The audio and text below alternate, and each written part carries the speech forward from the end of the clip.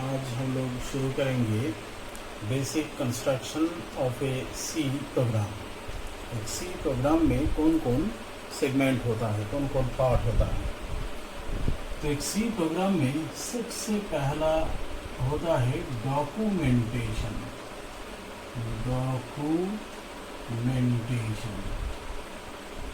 दूसरा सेगमेंट होता है लिंकिंग सेक्शन।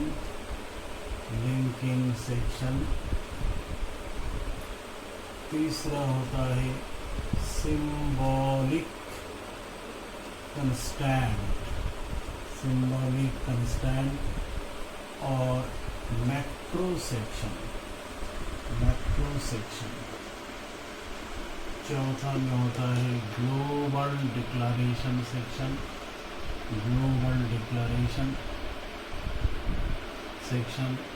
पांच में रहता है मेन फंक्शन। मेन का डिक्लेरेशन ऑफ लोकल वेरिएबल्स।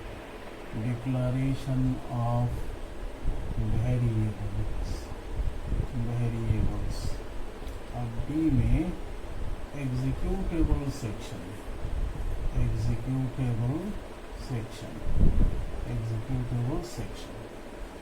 अब 6 नंबर में रहता है यूजर डिफाइंड फंक्शन डेफिनेशन।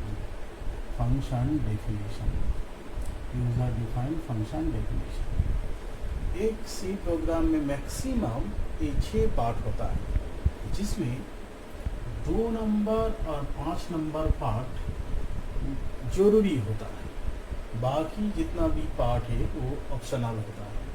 अब किस पार्ट में क्या रहता है उसके बारे में हम लोग अब डिस्कस करेंगे। सबसे पहले 1 number documentation section contains detail description about the problem, programmer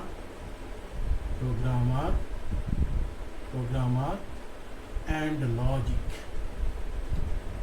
जो ऑप्शनल होता है। डॉक्यूमेंटेशन सेक्शन को हम लोग कमेंट में लिखते हैं। तो सी लैंग्वेज में कमेंट लिखने का ये तरीका होता है मल्टी लाइन कमेंट। इसी के अंदर में हम लोग लिखते हैं। अब कमेंट नॉन एग्जीक्यूटेबल स्टेटमेंट होता है, जो कंपाइलेशन के दौरान कोई मशीन कोड भी नहीं बनाता है और एग्जीक्यूशन के दौरान कोई आउटपुट भी नहीं देता है। It just enhance the understandability of the program का अंडरस्टैंडेबिलिटी को बढ़ाता है। तो एक्चुअली डॉक्यूमेंटेशन सेक्शन में हम लोग लिखते हैं detail description about the problem क्या है, प्रोग्रामर कौन बनाया और लॉजिक कैसे बनाया। अब इस लॉजिक में डिफरेंट टाइप का लॉजिक डेवलपमेंट टूल्स यूज हो सकता है, जैसे context diagram, decision tree, decision table, DFD data flow diagram,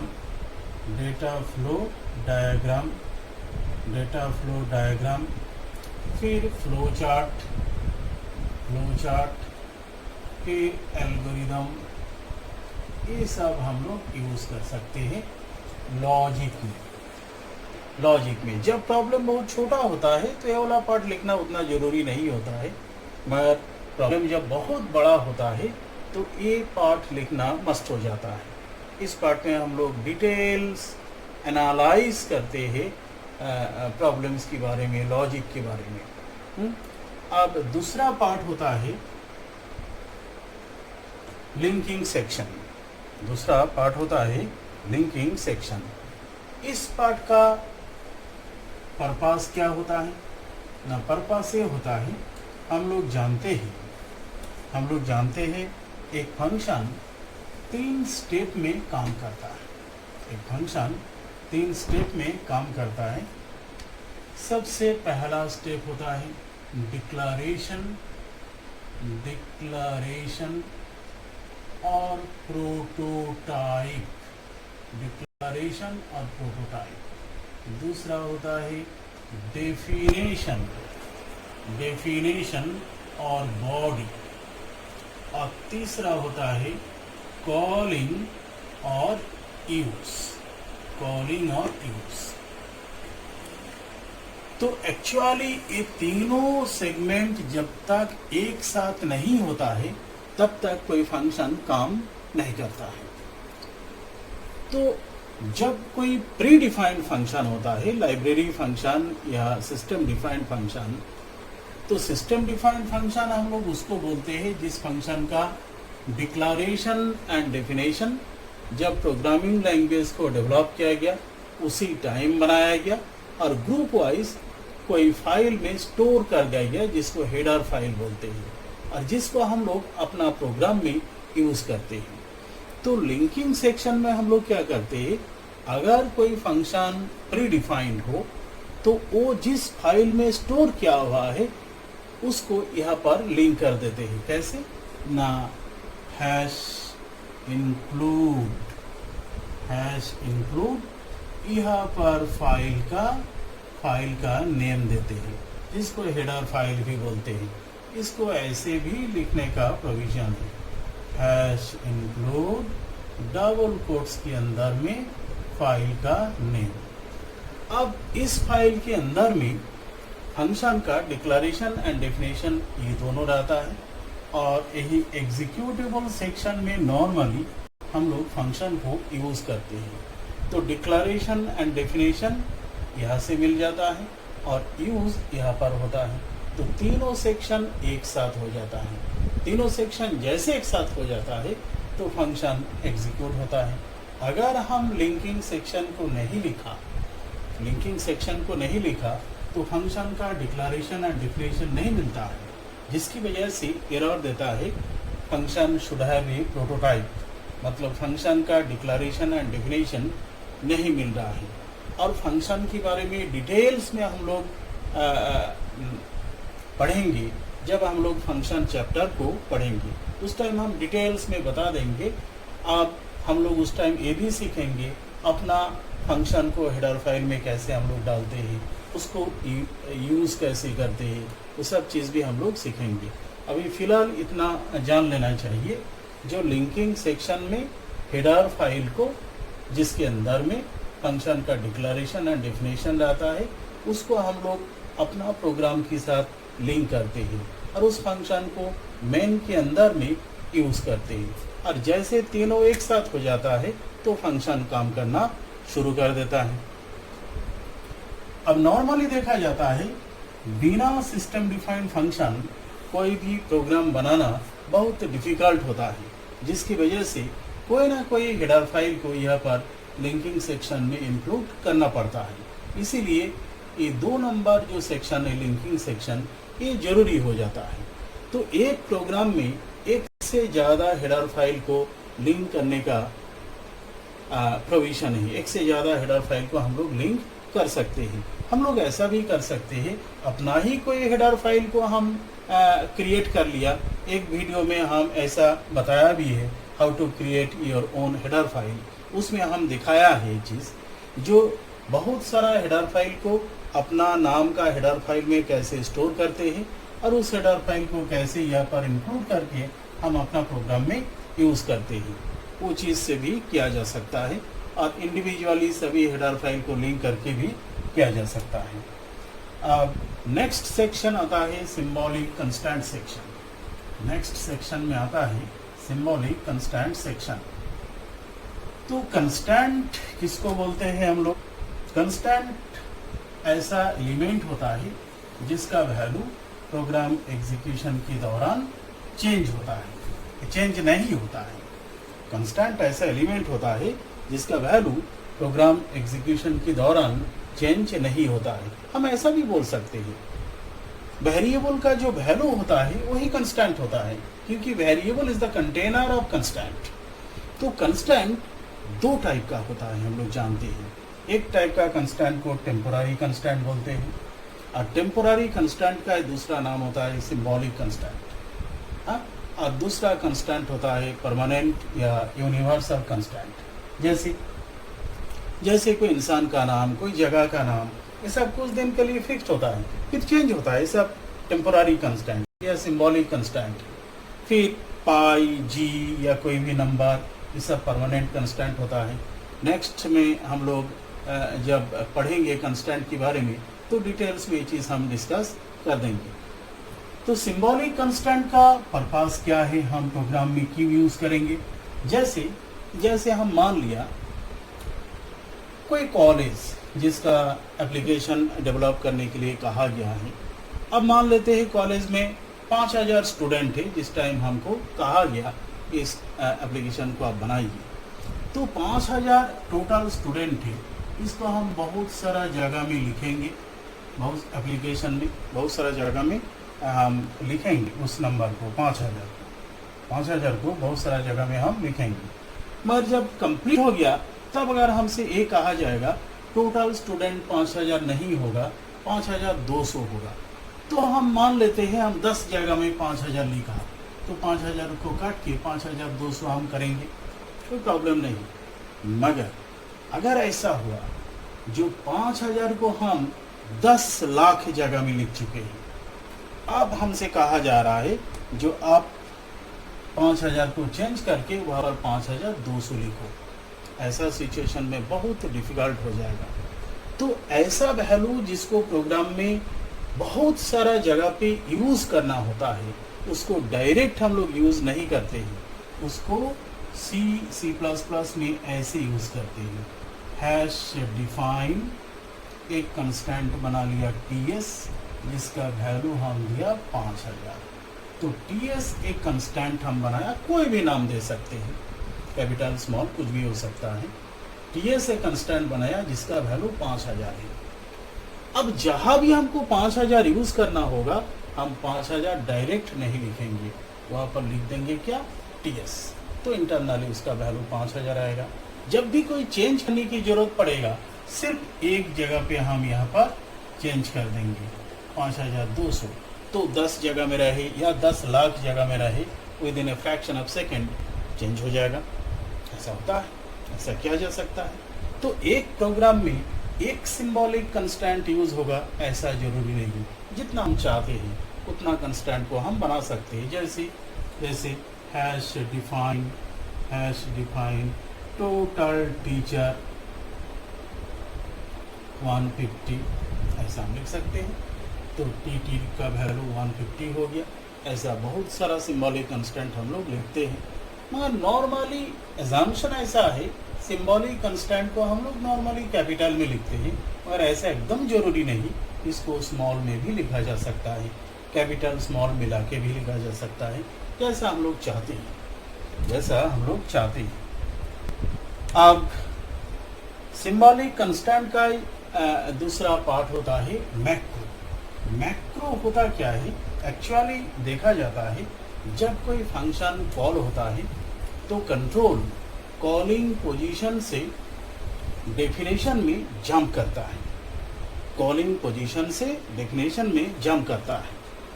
अब अगर फंक्शन बहुत बड़ा है तब तो जंपिंग कोई मैटर नहीं करता है।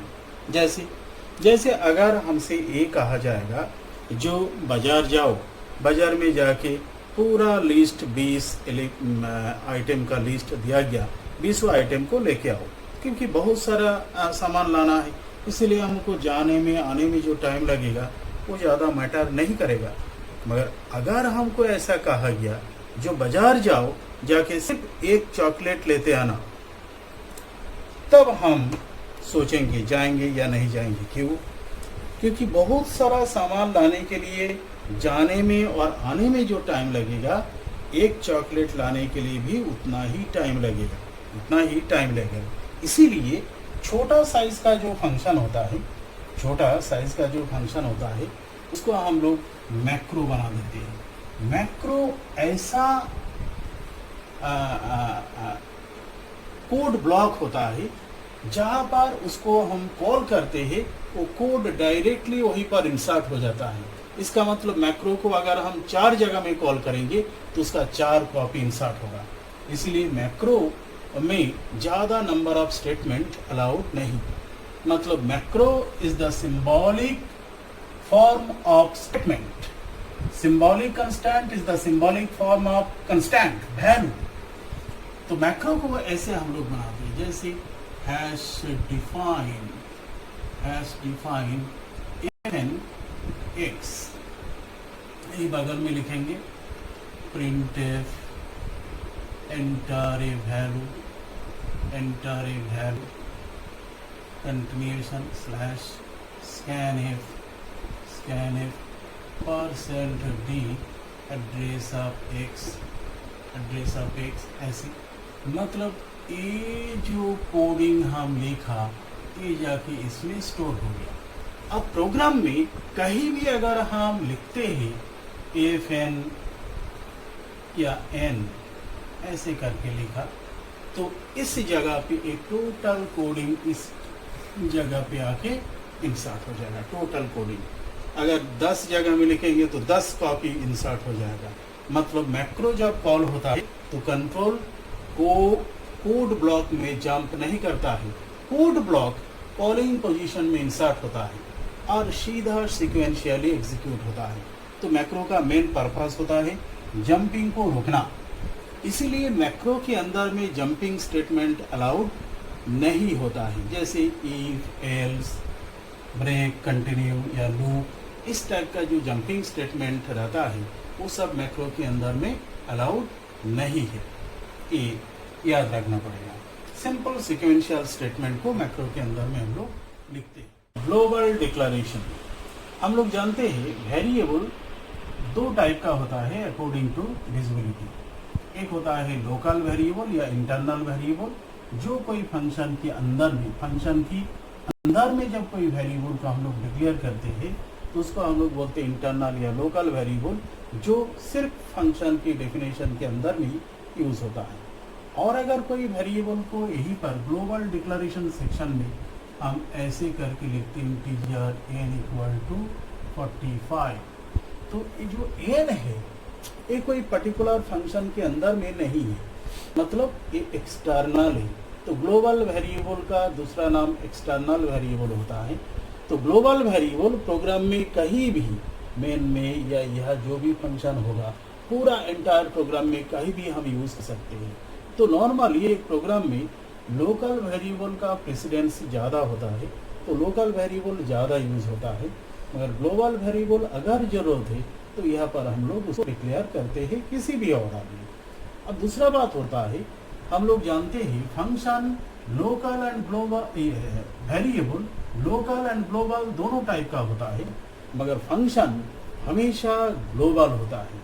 इसलिए फंक्शन को अगर डिक्लेयर करना होगा यूजर डिफाइंड फंक्शन, तो यहीं पर फंक्शन को हम लोग डिक्लेयर करते हैं। जैसे void कोई फंक्शन हम लिखा रीड, जो इंटीजर टाइप का कोई वैल्यू को आर्गुमेंट लेगा, तो यहीं पर डिक्लेयर करेंगे। क्योंकि फंक्शन सी लैंग्वेज में लोकल नहीं होता, हमेशा ग्लोबल होता है। लोकल फंक्शन का कोई कंसेप्ट नहीं है सी लैंग्वेज में।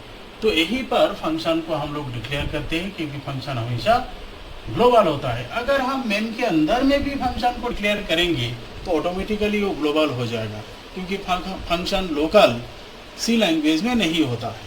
अब दूसरा, अगर यूजर डिफाइंड फंक्शन है तो उसका डिक्लेरेशन, डेफिनेशन एंड यूज तीनों यूजर खुद करेगा। तो ग्लोबल डिक्लेरेशन सेक्शन में उसको डिक्लेयर करेंगे, एग्जीक्यूटेबल सेक्शन में उसको कॉल करेंगे, और यूजर डिफाइंड फंक्शन डेफिनेशन का जो पार्ट है यहीं पर फंक्शन को हम लोग डिफाइन करेंगे। और फंक्शन को डिक्लेयर करने का कोई ऑर्डर नहीं होता है, यूज करने का, कॉल करने का भी कोई ऑर्डर नहीं होता है, फंक्शन को डिफाइन करने का भी कोई ऑर्डर नहीं होता है। किसी भी ऑर्डर में फंक्शन को डिक्लेयर किया जा सकता है, किसी भी ऑर्डर में फंक्शन को कॉल किया जा सकता है, किसी भी ऑर्डर में फंक्शन का डेफिनेशन लिखा जा सकता है। ऑर्डर मेंटेन करना जरूरी नहीं है। अब नेक्स्ट पार्ट होता है मेन, जो सबसे इम्पोर्टेंट है।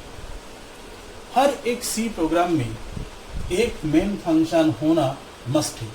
मेन फंक्शन से ही प्रोग्राम का एग्जीक्यूशन स्टार्ट होता है। एक प्रोग्राम में मैक्सिमम एक मेन फंक्शन होता है, एक से ज़्यादा नहीं, एक से कम भी नहीं। और मेन का ये जो ओपनिंग बेस है इसी को हम लोग बोलते हैं logical starting point, logical starting point of execution, logical starting point of execution.